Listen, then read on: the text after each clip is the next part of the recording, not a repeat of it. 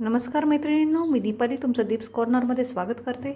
आज आपण पाहणार आहोत होळी स्पेशल आमटी किंवा सार। पुरणपोळीसोबत जो मसाला असतो बा त्याला मराठवाड्यामध्ये आमटी म्हणतात आणि खानदेश आणि विदर्भात त्याला सार म्हणतात। तर त्याची रेसिपी आज आपण पाहणार आहोत। अगदी कमी साहित्यात अशी त्याची रेसिपी आहे आणि झटपट होणारी रेसिपी आहे। आता सगळ्यात आधी आमटीसाठी लागणारं मेन इन्ग्रेडियंट म्हणजे पुरण। जेव्हा आपण शिजवतो ते पुरणाचं जे पाणी निघते ते पाणी आपण इथे घेतलेली आहे आणि थोडीशी आपण जी पुरणासाठी हरभऱ्याची डाळ शिजवली होती ते सुद्धा हे आपण शिजवलेलं इथे घेतलेलं आहे एका वाटीमध्ये। सोबतच मी 2 ते 3 कांदे भाजून घेतलेले आहेत, थोडंसं खोबरंसुद्धा मी भाजून घेतलेलं आहे, कोथिंबीर घेतलेली आहे, थोडासा लसण आणि 4 ते 5 हिरव्या मिरच्या मी घेतलेल्या आहेत। सगळ्यात आधी आपण जे खोबरं भाजून घेतलं होतं त्याचे मी तुकडे करून घेतले, ते मिक्सरमधून मी फिरून घेत आहे।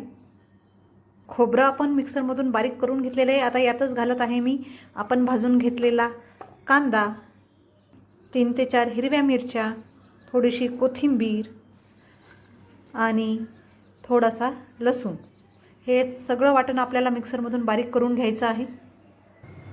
पहा, आपलं वाटण बारीक करून झालेलं आहे। आता ही आमटी आपण फोडणी द्यायला घेऊया। आता एका पॅनमध्ये मी 3 ते 4 चमचे तेल घालत आहे। यात टाकते मी थोडीशी मोहरी आपली तडतडलेली आहे। आता त्यामध्ये आपण जे मिक्सरमधून वाटण तयार करून घेतलं होतं ते घालत आहोत। सगळं वाटण आपण पॅनमध्ये काढून घेतलेलं आहे। आता हे वाटण आपल्याला एक 5 ते 7 मिनिटं मंद आचेवरती आपल्याला व्यवस्थित भाजून घ्यायचे तेल सुटेपर्यंत। पहा, आपल्या वाटणाला छान असं तेल सुटलेलं आहे। आता यामध्ये ॲड करत आहे मी आपले सगळे मसाले।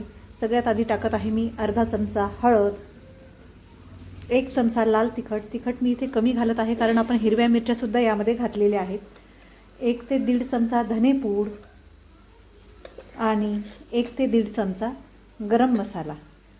हे सगळे मसाले आपल्याला तेलामध्ये व्यवस्थित भाजून घ्यायचे आहेत।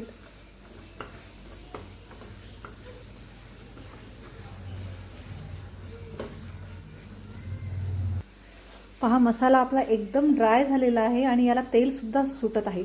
इतका ड्राय होईपर्यंत आपल्याला सगळा मसाला भाजून घ्यायचा असतो। आता यामध्ये टाकत आहे मी थोडीशी साखर याच्यासाठी थोडीशी टाकावं लागते, त्यामुळे आपल्या भाजीला तेल छान असं सुटते, म्हणून साखर नेहमी याच्यामध्ये थोडीशी अगदी टाकायची असते। आता यामध्ये मिक्सरचं पॉट धुवून घेतलेलं पाणी मी घालत आहे। याला थोडीशी आपल्याला उकळी येऊ द्यायची आहे।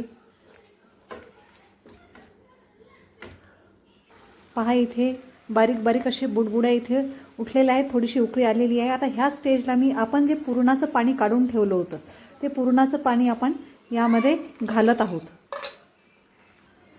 हे पुरणाचं पाणी व्यवस्थित आपल्याला यामध्ये मिक्स करून घ्यायचं आहे। याआधी मी पुरण बनवण्याचा व्हिडिओ अपलोड केलेला आहे। पुरणपोळी कशी करायची, पुरण कसं तयार करायचं याचा व्हिडिओ मी अपलोड केलेला आहे, तो माझ्या यूट्यूब चॅनलवर तुम्ही पाहू शकता। आता हे सगळं मिक्स केल्यानंतर यामध्ये आपण घालत आहोत पाणी आपल्याला जेवढं पातळ पाहिजे तेवढंच पाणी आपल्याला घालायचं आहे, जास्त पाणी इथे घालायचं नाही आहे।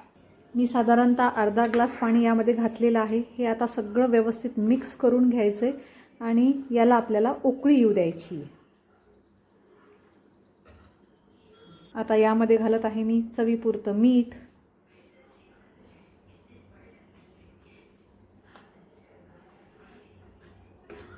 आणि आता याला आपल्याला उकळी येऊ द्यायची।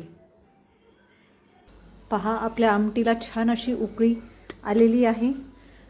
आता यावरून टाकत आहे मी बारीक चिरलेली कोथिंबीर आणि तेलसुद्धा आपल्या भाजीला छान असं सुटलेलं आहे।